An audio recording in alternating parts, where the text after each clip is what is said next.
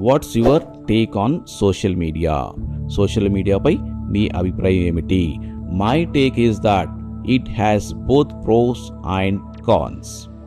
My take is that it has both pros and cons.